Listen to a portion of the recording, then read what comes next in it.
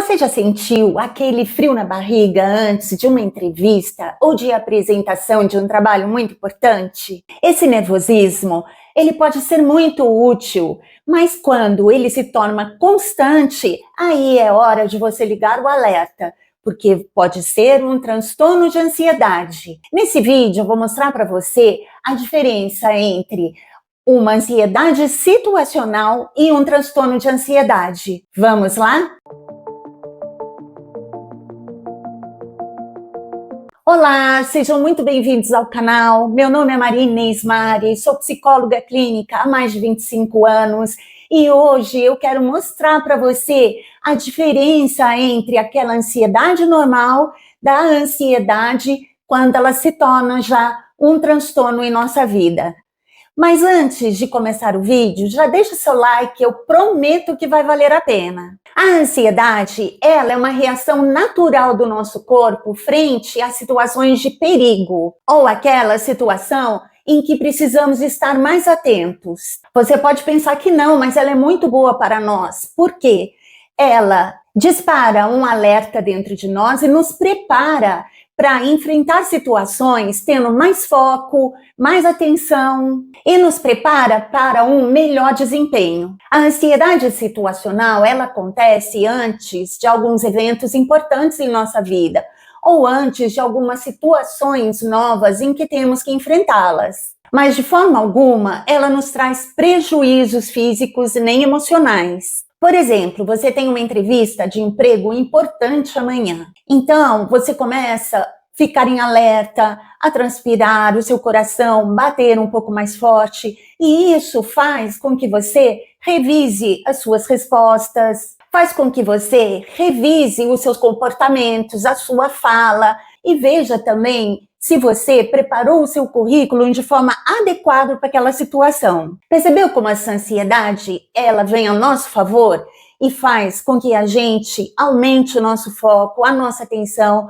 e dê o nosso melhor. E quando isso acontece, o nosso corpo, ele entra em alerta, liberando dois hormônios muito importantes, que é a adrenalina e o cortisol, o que acaba acelerando o nosso coração, deixando nossa respiração curta, mas tudo isso nos preparando para enfrentarmos a situação. Essa resposta biológica do nosso corpo, ela nos ajuda a enfrentar os desafios. Mas logo depois, em que o evento passa, o nosso corpo volta ao normal. Aquele nervosismo foi só para nos preparar para aquela situação. Mas e quando essa ansiedade ela não desaparece? Ela continua mesmo depois que aquele evento importante acaba e ela começa a nos atrapalhar na nossa vida pessoal e profissional. E nesse caso, a ansiedade já não é mais aquela ansiedade boa, situacional, que nos prepara para enfrentarmos aquela situação.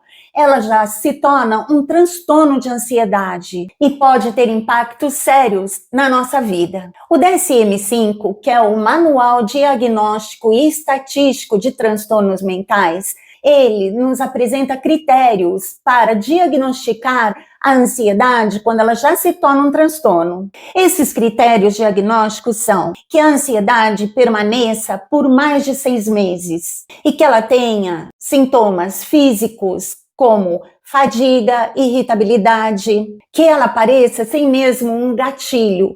E um outro critério é que ela tem um impacto na nossa vida profissional e pessoal. Ou seja, você vive em constante estado de alerta, o tempo inteiro preocupado, irritado, com preocupações excessivas, sem um motivo aparente. O corpo não consegue descansar, você tem noites mal dormidas, está sempre tendo pensamentos ruins e catastróficos e vive em constante estado de alerta para qualquer tarefa, mesmo aquelas menores do dia a dia. Mas calma, a ansiedade, ela tem tratamento. E os tratamentos disponíveis no mercado são a psicoterapia, porque no processo psicoterapêutico você vai conseguir identificar os gatilhos que te levam a entrar nesse estado de tensão constante. Também você vai desenvolver ferramentas para lidar com as situações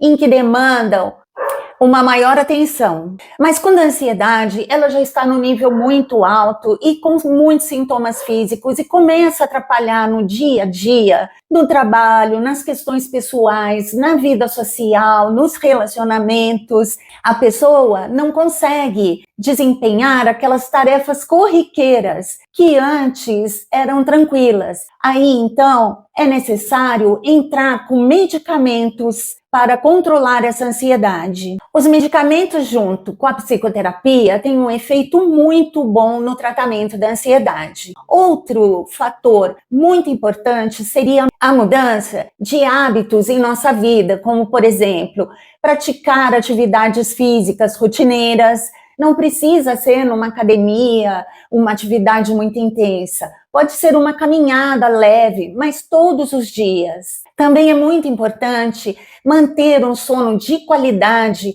deitando todos os dias no mesmo horário e acordando todos os dias no mesmo horário. Isso vai proporcionando ao corpo um hábito saudável. Técnicas de respiração profunda e meditação também ajudam muito nesse tratamento. Quando você perceber que a sua ansiedade está saindo do seu controle, tenha uma respiração profunda, puxando o ar pelo nariz, contando até 4, segurando o ar, contando até 7 e soltando ele bem devagar pela boca, contando até 8. E repita esse processo umas 4 ou 5 vezes. Quando a nossa respiração está equilibrada, o nosso corpo manda uma mensagem para o nosso cérebro dizendo que não há mais perigo iminente. A ansiedade e o medo têm as mesmas reações no nosso corpo. O medo é por algo real e a ansiedade é por algo subjetivo, aquilo que você pensa e imagina que pode acontecer de pior com você.